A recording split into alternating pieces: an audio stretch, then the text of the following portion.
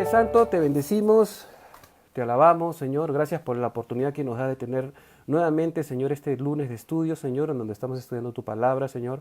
Abre nuestro entendimiento y danos la oportunidad, Señor, de conocer tu corazón y las cosas que tú quieres comunicarnos por medio de este estudio, Señor. Porque tu palabra dice, Señor, de que tu palabra es lumbrera a nuestro camino, Señor, y endereza nuestras veredas. Así que queremos estar concentrados en ti, queremos estar dependientes de ti, Señor, de lo que tu palabra dice. Para nosotros tu palabra no es un libro de consejos, es tu palabra, Señor, la que salió de tus labios, que tiene que ser obedecida, Señor, tiene que ser considerada en todos los aspectos de nuestras vidas. Y por eso te pedimos, para que tú nos des el valor, el coraje de seguir tus pisadas, tus palabras, Señor. Gracias por este lunes, Señor, en el nombre de Jesús, ilumínanos. Amén. Entonces, hermanos, capítulo 10 de Eclesiastés no está divorciado de toda la disertación que a Salomón ha venido haciendo a lo largo del libro de Eclesiastés. Ya vimos en la introducción, ustedes pueden verificar ahí en el canal de YouTube los estudios desde el principio, la introducción al libro y todo lo que se ha venido diciendo con respecto a Salomón. Entonces, algunos desaciertos, frustraciones de índole personal por sus observaciones, por sus liviandades e incluso por sus pecados, ¿no?, que han influenciado en algunas conclusiones que él quiere plasmar a manera de consejos prácticos. Entonces, este capítulo 10 también tiene algunas cosas que de alguna manera sirven y son pertinentes, ¿no?, y observaciones, digamos, puntuales que Salomón ha tenido también. Entonces, si uno lee de frente el capítulo 10, sin estudiar previamente, por ejemplo, el capítulo 8, el capítulo 9, entonces pareciera que la idea de Salomón es simplemente, en este capítulo 10, un salto en la secuencia de su línea de pensamiento y este capítulo 10 contiene proverbios libres, por así decirlo, ¿no? Pero en realidad sí mantiene una consecución, una línea congruente de pensamiento a lo largo de su escrito. Entonces, en ese sentido, ¿no?, continuando con el capítulo 9, el versículo 1 del capítulo 10, vamos a leerlo hasta el versículo 3, dice: el mal olor de una mosca muerta echa a perder el mejor perfume. La tontería más pequeña afecta el prestigio de quien es sabio y honorable. El sabio tiene el corazón en su lado derecho, el necio lo tiene en el lado izquierdo. Tan pocos sesos, ¿no? Tan pocos sesos tiene el necio que aún por el camino va proclamando su necedad. Repito, estoy siempre leyendo o estudiando con la Reina Valera contemporánea porque se asemeja un poco más a la línea de pensamiento con el castellano actual que estamos hablando. Sin embargo, no es una excelentísima traducción tampoco, siempre es bueno tener los originales. Entonces, en ese sentido, solamente para hacer una aclaración, en el versículo 1 habla, en el original se habla de moscas muertas, no una mosca, ¿ya? Acá en Reina Valera contemporánea dice: el mal olor de una mosca muerta echa a perder el perfume, el mejor perfume. Pero sin embargo en el original dice las moscas muertas, es decir, gran cantidad de moscas, no solamente de una. Entonces, primero examinaremos o examinemos, digamos así, las probabilidades de que una mosca se meta pues a un frasco de perfume, ¿no? O sea, es un poco improbable porque los perfumes están sellados, ¿correcto? Entonces, para entender esto hay que contextualizar. ¿Por qué? Porque las probabilidades de que unas moscas se ahoguen en un frasco de perfume son prácticamente imposibles. Ahora, en el original no habla de un frasco como los conocemos ahora, ¿no? Un frasco con un atomizador y ese es el perfume. No habla así, porque en el original básicamente está hablando de aceite de ungüento aromático que no necesariamente se guardaban en frascos como los que conocemos ahora, ¿no? Estaban guardados en unos frascos así de pronto de una arcilla bien especial y tenían su tapita, y etcétera de cosas. A veces para perfumar lo dejaban abierto y entonces perfumaba el ambiente de la casa. Entonces es interesante. El original habla de aceite o ungüento aromático, ¿de acuerdo? Entonces, en este contexto es bien puntual lo que escribe Salomón aquí, porque en realidad si había descuido en el contenedor de este aceite aromático y las moscas terminaban parándose y sumergiéndose allí, ¿de quién era culpa? Era culpa del perfumero, ¿no es cierto? Era culpa de quien estaba allí preparando el perfume. Por eso es que el versículo dice así, ¿no? Las moscas muertas echan a perder el mejor perfume. Pero en el original dice, echan a perder, las moscas muertas hacen hedor en el perfume del perfumista. El hebreo siempre tiene una redundancia en el adjetivo, ¿no? O sea, en el perfume del perfumista. Entonces, es responsabilidad de él mantener esta salubridad, entre comillas. Entonces, este versículo 1 tiene relación con el capítulo anterior, en realidad.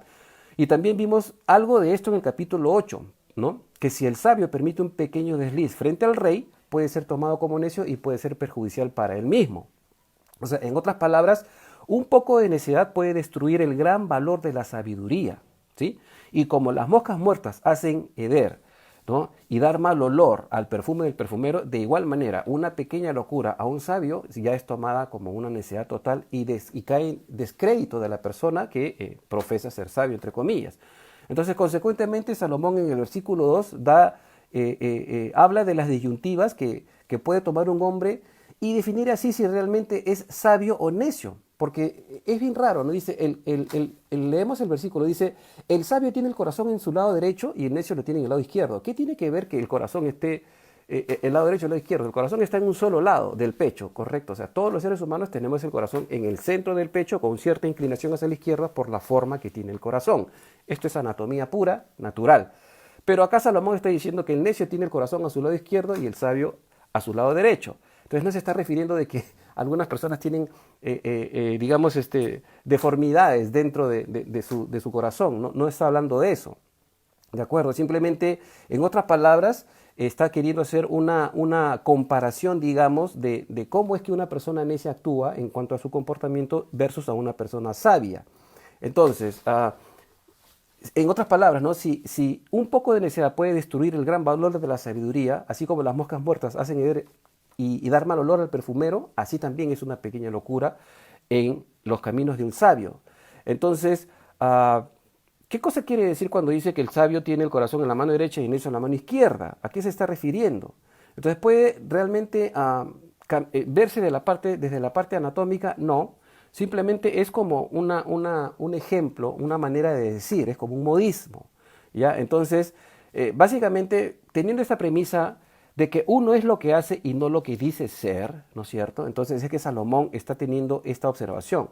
El enfoque de la sabiduría no está solo en el conocimiento intelectual del aprendizaje, sino también en el discernimiento de saber qué decisión o qué camino tomar frente a la dificultad presente. ¿De acuerdo? Entonces la sabiduría es actuar acorde con el conocimiento que se tiene dependiendo de la situación. ¿Sí? Entonces, por lo que se entendía en el contexto de su época, Salomón usa este tipo de analogía, por así decirlo, para describir el proceder de un sabio frente al proceder de un necio. Entonces, la mano derecha, en sentido, la mano derecha, ¿no? Es un símil del lugar de protección. Y esto, por ejemplo, podemos encontrarlo en el Salmo 16.8, que dice así, el Salmo 16.8 dice, a Jehová he puesto siempre delante de mí, porque está a mi diestra, no seré conmovido. Interesante, ¿no? Entonces, la diestra es un símbolo de protección, de cuidado de parte de Dios, porque David lo estaba diciendo aquí en este salmo. Entonces, por el contrario, el necio carece de la cualidad de saber discernir. Y esto se evidencia por su comportamiento insensato, obviamente.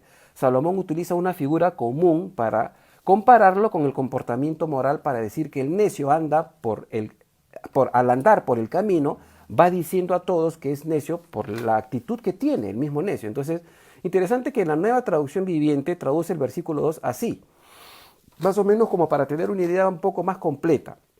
En el versículo 2 del capítulo 10, en la Nueva Traducción Viviente, dice así, una persona sabia elige el camino correcto, el necio toma el rumbo equivocado, ¿no? Es como ya dije, la Nueva Traducción Viviente es una amplificación, ¿no? Básicamente basada en la Reina Valera, pero que usa palabras un poco más esclarecedoras. La prefiero a la versión Dios habla hoy.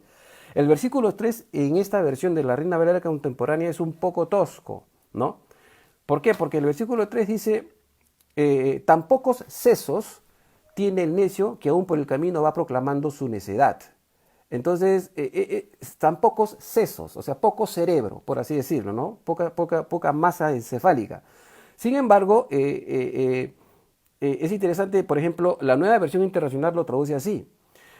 Y aún en el camino por el que va, el necio revela su falta de inteligencia y a todos va diciendo lo necio que es. Es una versión un poco más pegada al original. La Reina Valera contemporánea, queriendo ejemplificar, ya usa unas palabras que no están en el original. Pero sí mantiene la idea, sino que suenan un poco toscas, ¿no? Entonces, conectando el pensamiento de este versículo con el versículo anterior, es decir, Salomón continúa en su disertación acerca de los versículos que estamos leyendo. No es que son versículos saltados, así puestos de casualidad, refiriéndose a diferentes temas. No es así.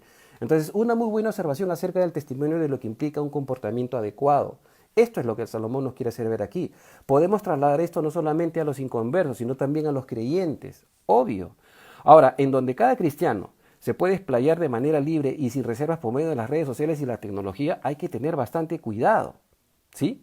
Hay que tener bastante cuidado porque muchos develan lo que realmente hay en su corazón por medio de sus publicaciones en el Facebook, en redes, en Instagram, en Twitter, etcétera, ¿no?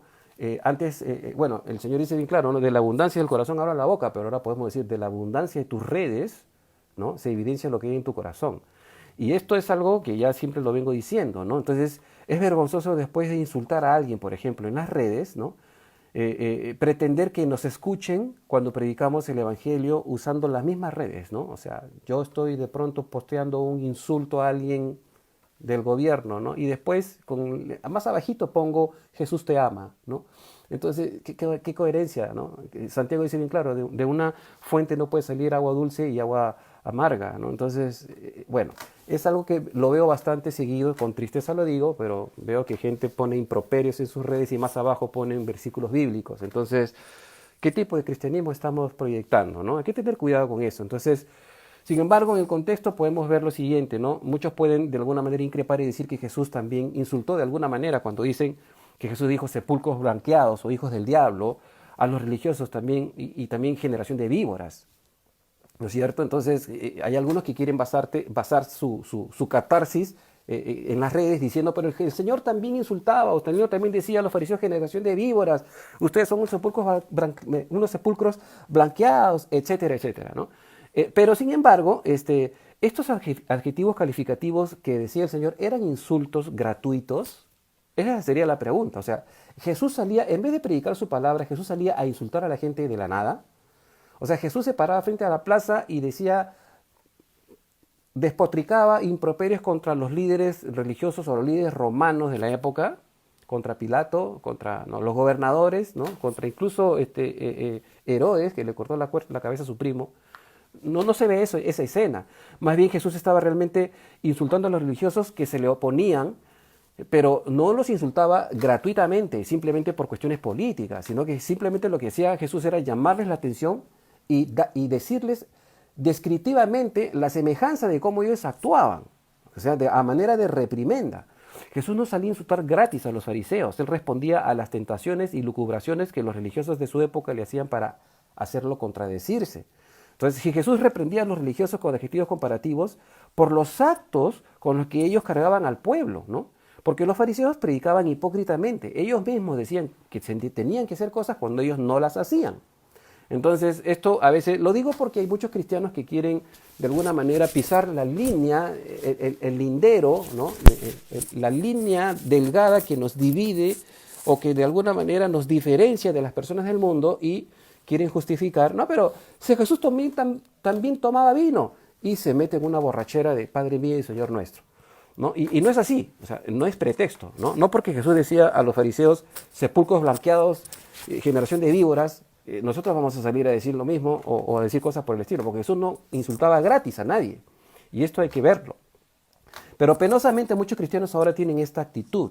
Entonces, sin embargo, el mismo Jesús que reprendía a los religiosos y con justa autoridad, porque Jesús nunca pecó, él también ordenó que perdonemos a nuestros enemigos, que los bendigamos y hasta que oremos por ellos. Entonces Jesús también dijo que si decimos fatuo, que básicamente significa ignorante o insensato, a nuestros hermanos vamos a tener consecuencias severas. Por eso Jesús dice bien claro, y cuando estéis orando, perdonad. Porque si tú no perdonas, tampoco tu Padre Celestial te va a perdonar a ti tus pecados. Entonces, es una cuestión de una relación intrínseca y estrecha con el Señor. Si tú estás en una relación con el Señor, hermano, entonces no pueden salir de tus labios o de tus dedos en las redes improperios, insultos, ironías, etcétera. Porque entonces no estás lleno del Espíritu Santo, ¿no? Estás hablando hepáticamente con el hígado inflamado y estás insultando a medio mundo y estás dando mal testimonio de tu persona, del cristianismo, del Señor y de Dios. Entonces es mejor bendecir que maldecir y esto redunda en un beneficio nuestro cuando lo hacemos. Entonces hay que tener cuidado con esto. Continuamos, versículo 4 dice, si el ánimo del rey, Eclesiastés 10:4, si el ánimo del rey, entre paréntesis, gobernador, porque el original no dice rey, después voy a esclarecer las palabras que se usan para gobernador, rey, principal. Dice, si el ánimo del gobernador, ¿no?, se exalta contra ti, no te apartes de donde estés. La mansedumbre es el remedio para las grandes ofensas. Entonces Salomón usa un juego de palabras basado en el doble sentido del verbo hebreo nuá, ¿no?, o nuá, ¿no?, más o menos, así se pronunciaría, ¿no?, que significa dejar de abandonar o dar descanso a. Entonces, para decir que la manera más sabia de actuar cuando alguien se ve confrontado con la ira de algún principal es no dejar su lugar, es decir, mantenerse sereno, porque una actitud pacífica hará cesar grandes ofensas, que literalmente quiere decir pecados en el original, ¿de acuerdo? Entonces, esta es una exhortación muy adecuada, sobre todo si nosotros sabemos que hemos metido la pata, básicamente, ¿no? O sea, cuando alguien está en un puesto de trabajo y mete la pata y viene el jefe y te va a gritar, o sea, no te pongas de tete a tete, porque si tú tienes la culpa, simplemente asume tu responsabilidad. Pero si el jefe te quiere increpar de algo que tú no has hecho, tampoco pierdas los papeles, no te pongas de tete a tete tampoco y mantén la mansedumbre. Es lo que básicamente quiere transmitir Salomón por medio de este versículo. Entonces, es interesante, ¿no?, que esto tiene que ver con un asunto de actitud frente a la autoridad. Este pasaje sí se puede aplicar a diferentes esferas, pues se refiere a príncipes y o gobernadores, aunque la Reina Valera contemporánea ha traducido rey. ¿Ya? Entonces, después voy a hacer una aclaración, pero continuamos con el versículo 5, 6 y 7. Dice, el versículo 5 del capítulo 10 dice, he visto un grave mal bajo el sol y tiene su origen en los gobernantes. La necedad es exaltada a grandes alturas, mientras que a los ricos se les sienta en el suelo. Interesante. He visto a esclavos andar a caballo y a príncipes andar a pie, como si fueran esclavos. Interesante, ¿no? Entonces Salomón describe que había visto un mal. Este mal, bueno, viene de la palabra hebrea ra'a, con H al final, que significa un error inesperado, o sea, algo que sucedió que no estaba planeado, ¿no? Básicamente, ese es el espíritu más o menos de lo que quiere decir. Y bueno, lo dice que está debajo del sol, refiriéndose al error emanado del príncipe. Es decir, cuando por el capricho de un gobernante la gente ocupa puestos que no le corresponden. Básicamente a eso se está refiriendo. Salomón había visto a necios que se sentaban en grandes puestos, pero también había visto a ricos quienes supuestamente en ese entonces eran sabios y ocupaban posiciones inferiores. Entonces, si no vemos las palabras originales, no podríamos entender el contexto de la escena que Salomón está planteando aquí, ¿no? Esta es una de sus otras observaciones que son bien acertadas. Ahora, aquí es donde explico lo siguiente. Para gobernador, rey y príncipe hay diferentes palabras, sino que a veces la Reina Valera contemporánea ha traducido de manera más en el pensamiento lineal, no transliterado, y ahí es donde se causa un poco de confusión. Las palabras hebreas que usa Salomón para rey, príncipe y gobernadores son diferentes. Por ejemplo, la palabra melech se usa para rey, ¿de acuerdo? Melech. La palabra hebrea melech se usa para rey.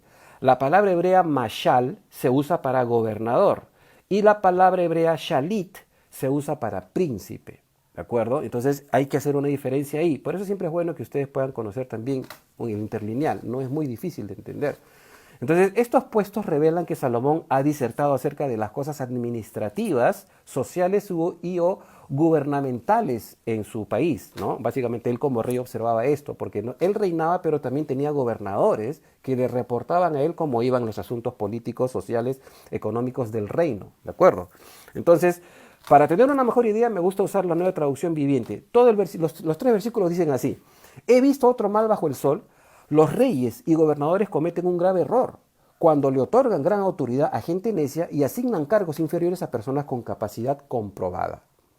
Hasta he visto sirvientes cabalgar como príncipes y príncipes andar a pie como si fueran sirvientes. Interesante, ¿no? La nueva traducción viviente clarifica un poquito más el concepto. Entonces, esta parte, hermanos, es bastante pertinente para nuestra actualidad, para nuestro país, lo que estamos viviendo ahorita y para los desaciertos de nuestras autoridades. Lamentablemente, hemos sido testigos ahora último del nombramiento de los ministros. No me gusta hablar mucho de política en un estudio, pero bueno, a veces es pertinente, ¿no? Hemos visto la improvisación, el nombramiento de ministros entre gallos y medianoche, 2 ministros que no estaban confirmados, que uno salió por la puerta trasera, o sea, un desorden de verdad que internacionalmente vergonzoso, ¿no? Y esto se debe pues a la improvisación, digamos, fútil que este partido ha venido propugnando desde que prácticamente empezaron, antes de las elecciones incluso, ¿no? Entonces ahorita ya están ahí en el poder y estamos viendo pues ministros y estamos viendo gente que tiene un currículum que no es el más sano ni es el más coherente, pero están ahí en puestos de autoridad simplemente porque hay alguien que está moviendo los hilos y están haciendo cosas que, bueno, solo Dios sabe lo que están haciendo. Para lo cual, de alguna manera, hermanos, sin ser profeta del desastre, el Señor está mirando absolutamente todo lo que ellos están haciendo. Y tarde o temprano Dios sale y venga eso, porque si hay abuso por medio de la autoridad contra la iglesia sobre todo y contra los más indefensos, los pobres, Dios sale en defensa de ellos y castiga a gobernantes. Si no, pregúntenle a Nabucodonosor cómo se volvió loco. Si no, pregúntenle a un presidente de Sudamérica que maldijo al pueblo de Israel y murió de cáncer. Entonces, hay cosas que son graves allí y simplemente hay que orar para que Dios tenga misericordia. Entonces, hemos visto presidentes que nombran ministros incompetentes, ¿no? Y los verdaderos tecnócratas en economía simplemente se convierten en observadores, no están involucrados. Entonces, es bien interesante esto porque el versículo 7 es bien ilustrativo considerando el contexto temporal. Es decir, el mérito no era la base para ocupar un puesto. Eso es lo que estaba diciendo Salomón, sino que el nombramiento se basaba en el capricho del gobernante y por lo tanto el valor de la sabiduría se anulaba. Un ejemplo de esto fue Roboam, hijo de Salomón. Se dejó llevar por el consejo de los principales o sus consejeros jóvenes, ¿no? Rechazó la experiencia de los ancianos y bueno, el reino se dividió. Jeroboam se llevó a las tribus del norte, se convirtió en el reino de Israel y Roboam se quedó con solo la tribu de Judá y ya se dividió el reino justamente por eso. Entonces es interesante observarlo y contextualizarlo actualmente, ¿no? En nuestro contexto. Versículo 8 al 10 dice: el que cava un hoyo, en él se cae. Al que resquebraja un muro, lo muerde la serpiente. El que pica piedras, se hiere con ellas. El que parte leña, corre peligro de cortarse. Versículo 10. Si el filo del hacha se mella y no se afila, hay que golpear con más fuerza. La sabiduría es provechosa si se sabe dirigir. Es lo que está en esta versión. Entonces, estos versículos pudieran estar un tanto desconectados de la línea de pensamiento concurrente en la observación de Salomón, pero recordemos los tipos de paralelismos con los que Salomón ha escrito. Y en ese sentido, este sería un paralelismo, digamos, sinónimo, ¿no? O sea, pueden revisar los estudios anteriores, ¿no? Del paralelismo sinónimo, sintético y antitético, que era una manera de escribir que tenían ellos. Y en ese sentido, Salomón está plasmando acá muchas cosas interesantes, bien importantes. Entonces, por ejemplo, estos tres versículos parecen estar en la categoría del paralelismo sintético, ¿no? Pues desarrollan un pensamiento mostrando eventos similares. Me equivoqué, dije sinónimos, pero no eran sinónimos, eran sintéticos. Entonces Salomón presenta sucesos en donde la obra que el hombre ejecuta conlleva un riesgo inherente, ¿ya? Como una manera de prevenir y prever que en todo acto puede existir un rebote indeseado o inesperado. O sea, una persona puede hacer algún bien a alguien, pero le puede rebotar una desgracia. A veces no se sabe. Dios permite todo, por supuesto, pero a veces sucede eso. ¿Cómo enfrentamos eso? Entonces, estos son hechos que si se hacen contra alguien, uno mismo puede sufrir las consecuencias. Como por ejemplo cuando decimos, le salió el tiro por la culata, ¿no? Tenemos este modismo nosotros acá, ¿no? Decimos, le salió el tiro por la culata. Cuando alguien quiso hacer algo contra alguien, pero redundó en detrimento propio. O sea, alguien quiso hacer un daño a alguien, pero lo que hizo causó daño a la misma persona. Entonces, esa es más o menos la idea. Y el versículo 8 habla de la situación de cavar un hoyo para hacer caer a alguien, porque hay que tener en mente esto, ¿no? Nadie cabe un hoyo para tirarse ahí mismo, ¿no? O sea, sería pues inaudito. Iría contra nuestro instinto de autoconservación, ¿de acuerdo? Entonces, hay que tener cuidado, ¿no? Porque no sea que nosotros mismos, si cavamos un hoyo para alguien, nosotros vamos a caer ahí. Entonces, de igual manera, si intentas derribar algún muro, ¿no es cierto?, para meterte en algún lugar que no es tuyo, es posible que algo malo pase. Una serpiente te puede morder. Nadie resquebraja sus propios muros o linderos para divertirse. O sea, si tu casa está cercada con un muro, tú mismo no vas a romper tus muros, ¿no es cierto? Sin embargo, si alguien está rompiendo tus muros, de repente dentro del muro el que intenta meterse se puede dañar. Esa es más o menos la idea.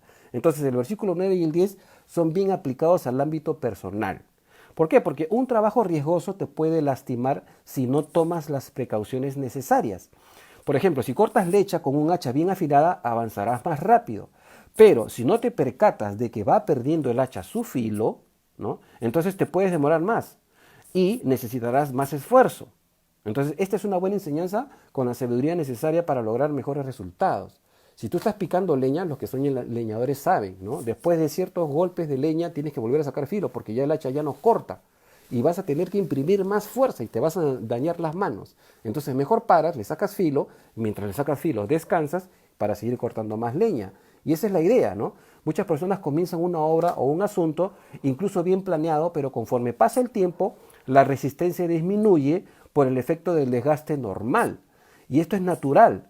El problema empieza cuando uno cree que puede seguir imprimiendo siempre el mismo esfuerzo sin hacer pausas en la vida para afilar el hacha, entre comillas. ¿De acuerdo? Entonces, detenerse para retomar fuerzas es muy importante. Y esto es algo que muchos no consideran, hermanos. Hay personas que trabajan mañana, tarde y noche y no le dan descanso a la maquinaria que Dios les ha dado, que es su propio cuerpo, ¿no? Y terminan envejeciendo más rápido de lo normal. ¿Por qué? Porque se lo pasan trabajando pues 18 horas, 16 horas, 18 horas al día. Es imposible. Por algo el Señor nos dio un día de descanso, porque Dios sabe, ¿no es cierto? Es el desgaste natural. Entonces, comparando esto con lo que Jesús hacía, por ejemplo, ¿no? Cuando Jesús cada vez que salía a predicar o tenía un día duro, ¿no? Jesús se apartaba después de un tiempo y se iba a orar al monte solo, a recobrar fuerzas, porque él tomaba del Padre. Entonces él encontraba en la oración y en la comunión con Dios la dependencia del Padre y la fuerza para continuar con su ministerio.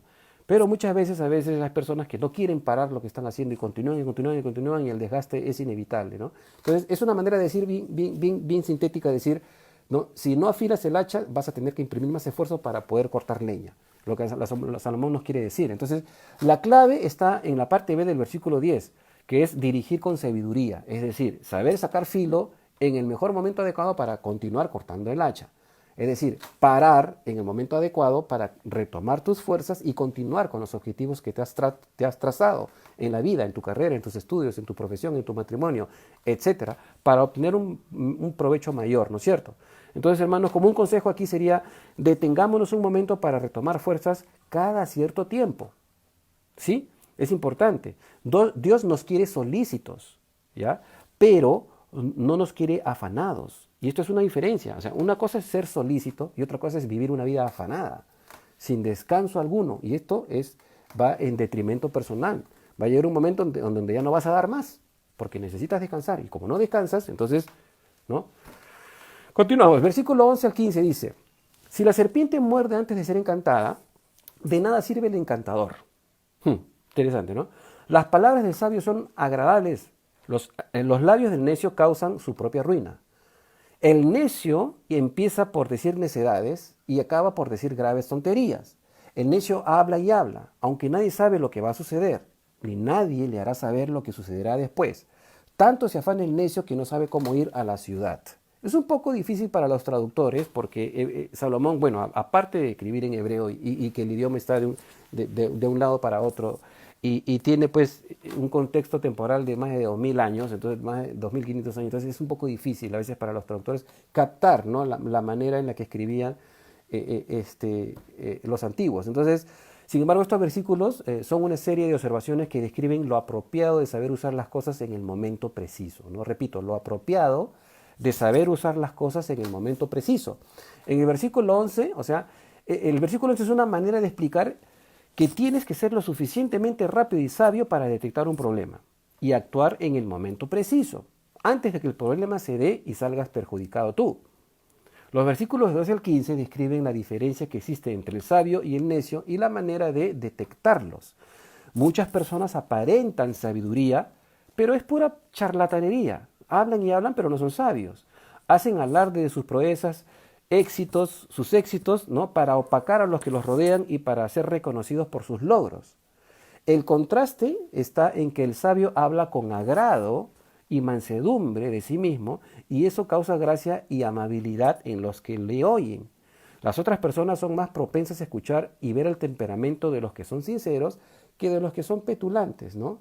Yo he escuchado personas que siempre están haciendo alardes de lo que hacen. En realidad ni siquiera los quiero escuchar, ¿no? ¿Por qué? Porque ya hay tanto ego que, no sé, de repente hay una crisis de identidad y necesitan que estén reforzándole sus logros, pero no es necesario. Hay cosas psicológicas y que vienen desde atrás también, ¿no? Entonces, Viendo el escenario actual, ¿no? Ahora todos tenemos la oportunidad de tener nuestra propia editorial, ¿no? Todos tenemos oportunidad de tener nuestra propia editorial. En el pasado, antes de la cibernética, de la internet, ¿no? De las redes sociales, solo la prensa y los medios radiotelevisivos tenían el monopolio de la información y podían decir lo que querían. Y nosotros simplemente éramos espectadores por medio de la televisión y el radio, nada más. Pero ahora tenemos por medio de las redes sociales la capacidad de expresarnos libremente, cada uno de los seres humanos que tiene un celular, que tiene un dispositivo de internet, puede expresarse y decir lo que quiera. Entonces, hermanos, tenemos que tener mucho cuidado. El uso inapropiado de las redes puede dar un pésimo testimonio, como dije hace un momento, de tu cristianismo, del evangelio, de quién es Jesús, de cuál es el intento de Dios para salvar a los que no le conocen. Dios Dios no nos va a prohibir usar las redes sociales. La Biblia no tiene una ley contemplada cuánto tiempo tienes que pasar escribiendo cosas en el Facebook, en el Twitter, ¿no es cierto? O en las otras redes sociales. No hay eso, ¿no es cierto? Entonces uno tiene que tener sabiduría al respecto, porque eso habla de uno mismo, ¿no es cierto? Y por ahí se puede aplicar el versículo, ¿no? De tanto que escribes en el Facebook, vas diciendo lo necio que eres escribiendo lo que escribes. Y la gente ya forma un concepto acerca de tu personalidad y de lo que hay en tu corazón. Entonces, esto es interesante poder observarlo porque a veces no nos damos cuenta, ¿no? Porque la Biblia nos dice, no navegarás en el Facebook. Es imposible, pues no existía. Entonces, pero hay algunos que ya simplemente se van por la línea amarilla, entre comillas, y están al borde de la línea roja, y ya eso es un problema. Pero acá hay un asunto que hay que observar, hermanos, porque el Señor sí mira el corazón, y esto es algo importante. Lo que tú pones en las redes evidencia lo que hay en tu corazón, y Dios está mirando lo que estás haciendo, ¿no es cierto? Esto es inevitable. O sea, la Biblia dice claro, tus ojos se examinan a los hombres y los párpados, el corazón de los hijos de los hombres, de Dios. O sea, Dios sabe lo que hay en tu corazón antes de que tú lo digas. Entonces, ¿cómo puedes estar orando por un milagro en tu vida si estás usando las redes para desacreditar el Evangelio por medio de lo que escribes, por medio de los improperios, los insultos y las burlas y las ironías? Entonces hay que tener cuidado, ¿no?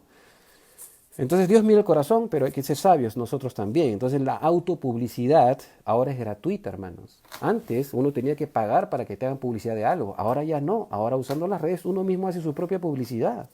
Antes se pagaba mucho, pero ahora ya no. Entonces, en vez de estar haciendo publicidad a nosotros mismos o a otros, hermanos, ¿por qué no hacemos publicidad al Señor y a su palabra mediante las redes? Veo muchas personas maravillosas que paran poniendo versículos bíblicos, que paran poniendo pensamientos cristianos, y eso es excelente porque hay muchos que los leen y de alguna manera esto es como dice, el sembrador salió a sembrar y tira las semillas, ¿no? Ya que estamos en pandemia y no podemos hacer aires libres, entonces tira las semillas de la palabra de Dios en las redes sociales. Alguien por ahí va a leer y Dios va a usar ese versículo y lo va a tocar, en vez de estar poniendo improperios en las redes. El versículo 14 habla del tipo de personas testarudas, cerradas en su propia opinión. Debido a que nadie puede predecir lo que sucederá, ¿no? A esta persona, el necio se cierra en sí mismo y de esa manera cierra la puerta para ser redarguido. Ahora, conectando esto con el versículo 15, el necio, por el afán en sí mismo que tiene, pierde la brújula y ni sabe cómo volver a donde empezó. Miren cómo traduce la nueva traducción viviente el versículo 15. Dice, tanto se afana el necio que no sabe cómo ir a la ciudad. Esto es lo que dice la versión de la Reina Valera contemporánea, pero la nueva traducción viviente dice así. Los necios se agotan tanto con un poco de trabajo que ni siquiera saben cómo regresar a casa. Interesante, ¿no? Clarifica un poco más la idea. Ahora, esto sí en realidad es como un modismo que describe que los necios, de tanto vociferar, al final pierde la línea de su propia disertación, ¿no? Como el chavo, ¿no? Ay, ya me hice bolas, ¿no? Una cosa así. Entonces, se extravía de tanto hablar incoherencias, de cosas absurdas, que él mismo confunde como si fuera sabiduría. Porque hay personas que tienen el verbo a la mano, o sea, una verborrea total. Hablan y hablan y hablan, pero al final no dicen nada, no tienen contenido. Es interesante que hay muchas personas que pueden escribir líneas de líneas en las redes sociales, pero no significa nada lo que están diciendo, ¿no? Entonces esto hay que observarlo también. Sin embargo, la gente juzga este tipo de comportamiento y toman las precauciones, porque las personas toman la precaución más simple que las personas toman contra este tipo de comportamiento es apartarse. En lo personal, yo simplemente, cuando veo que una persona tiene mucho ego, yo me aparto, porque ¿para qué voy a estar alabándole, adulándole? No es necesario.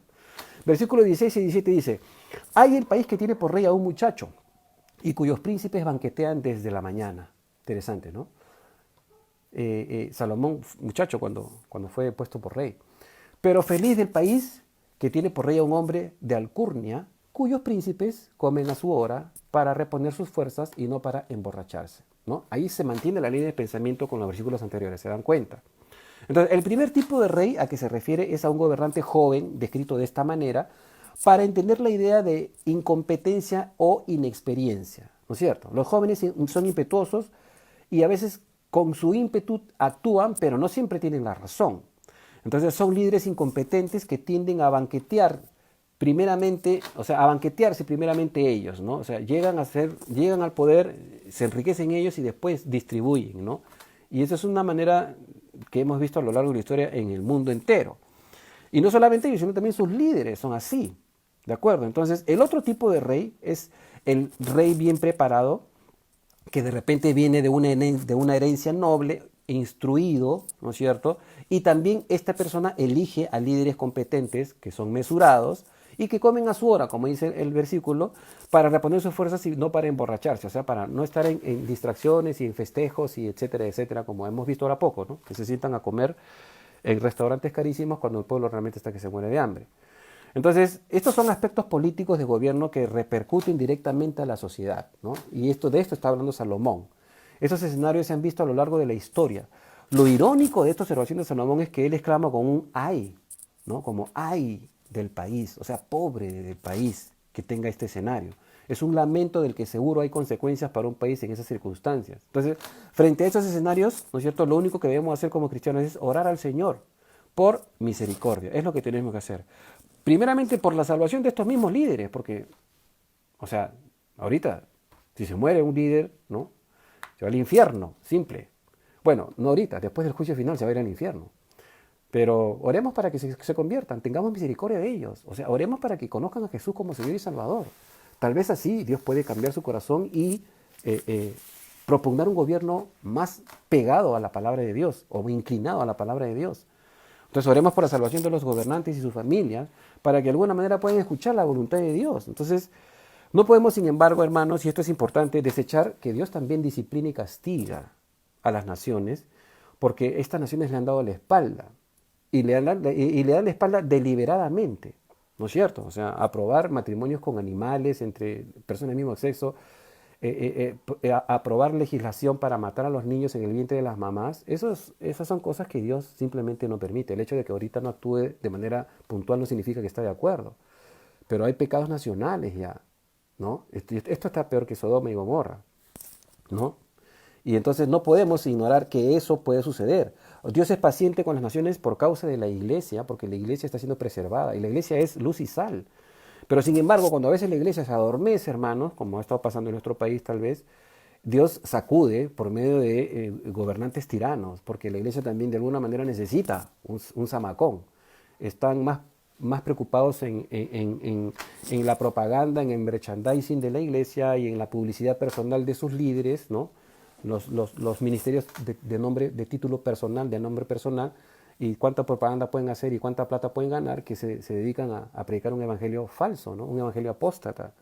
Y entonces Dios a veces sacude la iglesia, ¿no? Porque está adormecida y permite en esos países que haya gobernantes terribles. Ahora, ¿por qué digo esto? Porque encontramos sustento bíblico en lo que estoy diciendo.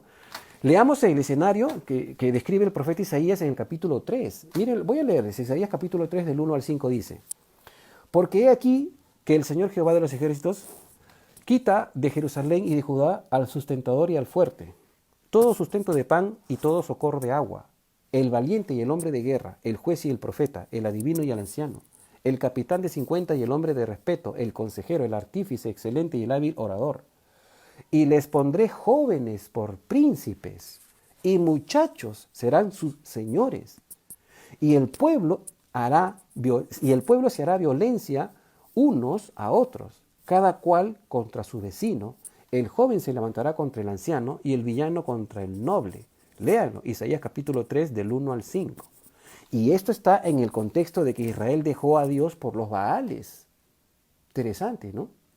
Interesantísimo, ¿no? Y bueno, sabemos que Isaías pues, es uno de los profetas, ¿no? Que durante toda la época de los reyes que estaban corruptos. Entonces, la pregunta más controvertida sobre este tema es si Dios pone y quita reyes. O sea, siempre Dios pone y quita reyes. He visto esto en las redes, ¿no?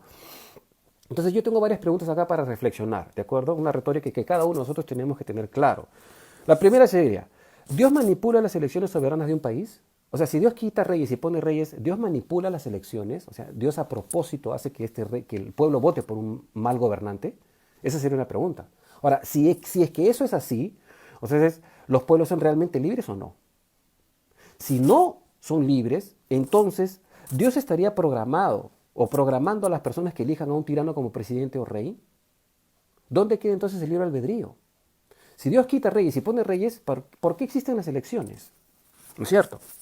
En países democráticos como el nuestro, que son republicanos, que no son monárquicos, nosotros elegimos a nuestros gobernantes por medio del voto popular. Que haya habido fraude o no, ya, Dios lo sabe, ¿no es cierto? Dios sabe lo que ha pasado. Pero podemos decir que Dios ha puesto a este presidente que tenemos ahorita, o Dios lo ha permitido. Son dos cosas totalmente distintas, ¿sí? Hay que tener esto en cuenta. Entonces, la respuesta la tenemos que relacionar con otra pregunta, ¿no? Esta es la tarde de las preguntas, tal vez, porque es algo histórico. Por ejemplo, ¿qué hizo la iglesia luterana, ¿ya?, y el calvinismo en Europa durante la Primera y la Segunda Guerra Mundial? Estúdienlo. Les recomiendo. ¿Qué hizo la iglesia luterana y el calvinismo cuando estaba en su apogeo, ¿no?, durante la Primera y Segunda Guerra Mundial en Europa? ¿Qué hicieron ellos? ¿Ustedes sabían que Hitler leía a Lutero? Y que justamente por leer a Lutero propuso la solución final de los judíos, ¿no? Con Himmler, uno de sus capitanes, de su jefe, de su mano derecha, que organizó toda la solución final de los judíos, ¿no es cierto?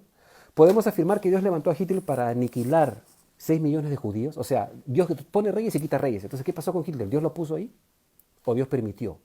Son dos cosas completamente distintas, ¿no es cierto? Sin embargo, hay que tener en cuenta lo siguiente. Retrocedamos un poquito. La colonización de América por Europa, por ejemplo, ¿fue organizada por la iglesia? La iglesia, ¿qué iglesia? La iglesia católica es una iglesia aprobada por Dios. Dios usó a los católicos para que vengan aquí. Muchos defienden la cultura prehispánica. Bueno, la cultura prehispánica era horrorosa, con sacrificios humanos. Y ahora en esta coyuntura actual estamos hablando de que los españoles malos vinieron y nos robaron todo. Pero déjenme decirles que cuando los españoles llegaron aquí, ustedes saben la historia de nuestro país, ¿no? Habían pleitos familiares y habían miles de muertos en el imperio, en el Tahuantinsuyo por la disputa de estos hermanos incas. Y antes de los incas organizaron a las tribus prehispánicas, moches, bueno, ustedes ya conocen la historia, Nazca, etcétera, ¿no? Los organizaron, a los chimús los organizaron y los volvieron tributarios porque estas tribus también hacían sacrificios humanos y tenían una adoración pagana total. Entonces podemos rescatar eso del pasado. De repente Dios permitió que venga la Iglesia Católica y por medio de la Iglesia Católica también ya se occidentalizó América y entonces llegó el Evangelio tal cual lo conocemos ahora, nosotros. Pero ¿acaso Dios ordenó eso o Dios permitió? Son dos cosas distintas. ¿Qué pasó con la Iglesia Luterana en la Segunda Guerra Mundial? Entonces podemos concluir, pueblos pecadores y apartados de Dios eligen a sus propios gobernantes y Dios les permite sus pecados para que sean responsables por ellos y de los malos actos que estos pueblos cometen contra Dios.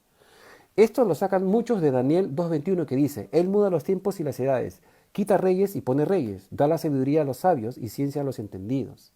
Ahora, en este contexto Daniel oró, ¿ya?, de que por esto, así, porque su vida corría peligro, pues Nabucodonosor había mandado a matar a todos los sabios del reino, pues no podían interpretar el sueño que él mismo ni siquiera recordaba.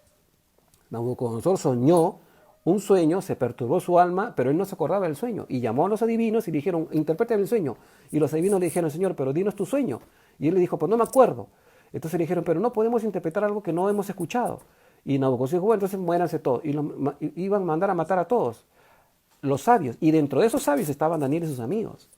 Entonces, como los iba a matar a todos, Daniel se puso de rodillas y oró y dijo, Señor, ¿qué está pasando acá? Revélame lo que ha soñado este enfermo de Nabucodonosor. Y Dios le reveló el sueño. Y cuando le reveló el sueño, se trataba pues de la estatua y toda esta cuestión. Y ahí es cuando Daniel dice, Dios pone reyes y quita reyes. En ese contexto, es que cuando ya había mucho abuso por parte de Nabucodonosor, ya Dios determinaba lo que iba a pasar en un futuro. Entonces Daniel recibió revelación, ¿ya?, de Dios sobre el sueño que incluía lo que pasaría para el futuro, no solo de la región, sino del mundo entero. Dios usó el sueño de Nabucodonosor para instruir a Daniel y a sus amigos sobre lo que vendría en el futuro, en donde Israel también se convertiría en el pueblo protagónico de la historia. Y eso ya lo hemos visto. Entonces, por obvias razones, los planes de Dios se van a cumplir, aun cuando la nación de hoy le dé la espalda a Dios. Pero en la ecuación de la actuación de Dios, en donde Él sabe lo que va a pasar, puede revelar que las naciones van a hacer lo que Él quiere, porque Él va a usar el error mismo de las naciones para cumplir sus propios propósitos.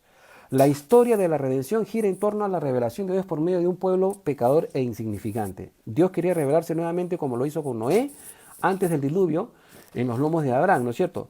Noé predicó por 100 años, pero no convirtió a nadie. Luego Dios le sale al encuentro a Abraham, que era un pagano, que era un idólatra de Ur de los Caldeos, y lo instruyó en la fe para formar de sus lomos una nación. Y luego que se formaron la nación después de esclavitud de 400 años en Egipto, los judíos también fallaron cuando recibieron la ley de testificar a Dios al mundo. Entonces, venido el Mesías, Jesús creó su iglesia. Y su iglesia ahora es la que testifica al mundo de un Dios vivo. Sin embargo, la iglesia también metió la pata y se dividió, ¿no es cierto? Entonces, sin embargo, Dios no ha desechado a su pueblo del todo. Y esto simplemente lo vemos a lo largo de la historia. Yo les recomiendo a ustedes, hermanos, si quieren leer y tener en contexto lo que pasó en Europa antes de la Primera y Segunda Guerra Mundial, por ejemplo, les recomiendo lo que escribió Lutero en 1543. Algo que muchos no quieren olvidar o simplemente pasan la vista gorda o pasan la vista por alto, ¿no? En 1533 Lutero escribió sobre los judíos y sus mentiras, ¿ya? Fue un tratado que él escribió. Voy a leerle solamente algunos extractos antes que me gane el tiempo. Miren lo que escribía Lutero. Sus sinagogas, hablando de los judíos, sus sinagogas o iglesias deben quemarse. Sus casas deben asimismo ser derribadas y destruidas. Deben ser privados de sus libros de oraciones y talmudes en los que se enseña tanta idolatría, mentiras, maldiciones, blasfemias. Sus rabinos deben de tener prohibido, bajo pena de muerte, enseñar jamás. La furia de Dios contra ellos, hablando de los judíos, es tan grande que están cada vez peor, ¿no? Y acá ya hace como un epílogo. Para resumirlo, estimados príncipes, porque estaba hablando de los príncipes de Sajonia, ¿no? Estimados príncipes y nobles que tenéis judíos en vuestras posesiones, si mi consejo no es suficiente, buscad otro mejor, para que vosotros y todos nosotros seamos libres de esta insoportable carga diabólica. O sea, para Lutero los judíos eran una carga diabólica. Los judíos, en una palabra, no deben ser tolerados. Esto escribió Lutero, simple como eso. Entonces, ¿cuál es el contexto de la iglesia? ¿Por qué creen que Dios permitió la Primera o la Segunda Guerra Mundial a nivel mundial? ¿Acaso Dios pone y quita reyes así de esa manera, tan violenta? Dios permite las cosas. Hitler leía a Lutero, un monje que no se terminó de convertir del todo tampoco, ¿no es cierto? Entonces, ¿la iglesia luterana qué hacía? La iglesia luterana de la época firmó un concordato, entre comillas, con la nación para efectivamente expulsar a los judíos de sus territorios. La iglesia cristiana, ojo, hay que tener esto en mente, es historia también, ¿no es cierto? Continuamos, antes que mande el tiempo, perdónenme que me he extendido tanto. Versículo 18 al 20 dice, con esto ya vamos terminando. Por la pereza se viene abajo el techo, por la flojera se viene abajo la casa. Para pasarla bien se celebran banquetes. El vino es la alegría de los seres vivos, el dinero sirve para todo. No habléis ni penséis mal del rey, ni habléis mal del rico cuando estás a solas, porque las aves del cielo correrán la voz y saldrán volando a contarlo todo. Entonces, estos versículos no están separados del discurso de Salomón, como vengo diciendo, más bien complementan el pensamiento de los versículos 16 y 17 que estudiamos hace un ratito, respecto a la manera en la que un rey o gobernante joven y sin experiencia pudiera deslizarse y ser un mal ejemplo para la nación entera. Interesante. Pero aún así, Salomón exhorta el respeto por dichas autoridades porque lo que digamos en secreto puede ser descubierto y puede ser perjudicial para nosotros mismos. Entonces, como que nos dice, aunque el rey se porte mal, tú mantén la serenidad y tampoco digas nada malo porque puedes sufrir por ello. Salomón habla de los líderes disolutos, o sea, irresponsables e incompetentes, que son perezosos y provocan la ruina del Estado y la pérdida de su protección. El versículo 18 describe las consecuencias del descuido que un inexperto gobernante pudiera ocasionar. O sea, por causa del ocio se viene abajo el techo y por la pereza se desploma la casa, traduce la Nueva Versión Internacional. Entonces, su estilo de vida indisciplinado de este gobernante hace que participen en banquetes bulliciosos sus líderes y hagan festividades que van en perjuicio de las riquezas del Estado. O sea, las autoridades que roban y roban y roban y disfrutan ellos y el pueblo está que se muere de hambre. Entonces, la versión Dios habla hoy traduce el versículo 19 así. El pan es para disfrutarlo y el vino para gozar de la vida. Más para eso hace falta dinero. Interesante, ¿no? Entonces la parte C de este versículo indica que los gobernantes piensan en el dinero o que el dinero puede suplir todas las demandas que ellos quieren al hacer un mal uso de los recursos para sus deleites personales. Y por eso la nación sufre consecuencias desastrosas. Sin embargo, en el versículo 20 hay una prevención para los ciudadanos que al ver los desmanes de los gobernantes comiencen sus críticas y por ello puedan ser puestos en peligro, pues las aves, es decir, los chismosos o los espías, pueden llevar frente a este gobernante o a este rey o a los potentados lo que uno está diciendo en secreto de parte de ellos. Entonces aquí Salomón referencia algo bastante serio. Es decir, los déspotas disponen de espías que les pueden comunicar hasta las cosas que se creen más secretas, ¿no? O sea, hay gobiernos que tienen estos espías, que se hacen pasar por plebeyos, por así decirlo, y se meten entre las masas y escuchan lo que están diciendo y después vemos en gobiernos que periodista tal, fulano tal, desaparecieron, no lo encontraron más. ¿Por qué? Porque estaban hablando mal de los gobernantes. Entonces, habla esto de un sometimiento adrede por parte de nosotros a un gobierno malo. No, más bien previene del peligro que uno puede correr frente a este tipo de gobernantes o personas de poder. Por eso es necesaria la sabiduría y en nuestro caso la dependencia absoluta y soberana del Señor, porque el Señor es el que nos sostiene, ¿de acuerdo? Entonces, para concluir este capítulo, hermanos, quiero dejarlos con esto. Salomón comprendía bien los asuntos que se daban no solo en la población, sino también en las esferas de gobierno, ¿ya? Las diferencias, las injusticias, las calamidades inesperadas, la falta de sabiduría y la maldad del corazón de los necios son el objeto, en este caso, en este capítulo también, de los consejos de Salomón. A estas alturas Salomón, como ya dijimos, debe estar en la línea final, en la recta final de su vida, ¿no? Entonces, no era muy anciano cuando falleció, pero ya había visto muchas cosas. Él ha experimentado muchas frustraciones, pero también cometió bastante abominación contra Dios, adorando a otros dioses. En Nehemías 13:26, por ejemplo, leemos esto, ¿no? No pecó por esto Salomón, rey de Israel, bien que en muchas naciones no hubo rey como él, que era amado de su Dios, y Dios lo había puesto por rey sobre todo Israel. Aún a él le hicieron pecar las mujeres extranjeras. Interesante, ¿no? Nehemías, cuando después de la reconstrucción del templo, y estaba disertando acerca de esto. Esto es triste, pero es cierto, hermanos, pasó con Salomón. Entonces examinemos todo, ¿no? Retengamos lo bueno, hermanos. Permítame hacer una oración, quiero darles un anuncio antes de terminar y robarles un minutito más. Padre Santo, gracias por este tiempo, gracias porque tú nos permites conocer tu corazón y entender sabiduría por medio de lo que leemos en tu palabra, Señor. Salomón tuvo muchas cosas, Señor, pero también consejos buenos, Señor. Y los proverbios también han sido muy bien utilizados, muy bien usados, inspirados por ti también, Señor. Pero podemos ver también que cuando una persona se fía mucho y permite muchos deleites en su vida, se desliza y termina pecando contra ti, como lo hizo Salomón, Señor, adorando estos 4 dioses paganos de los cananitas, de los cananeos, Señor. Te pedimos que tú guardes nuestro corazón, Señor. Danos a nosotros el valor y la disciplina, las agallas para mantenernos fieles a ti, Señor, encima de este mundo tirano y lo que nos toca vivir, Señor, en nuestro entorno. Gracias, Padre Santo, por este tiempo. En el nombre de Jesús. Amén.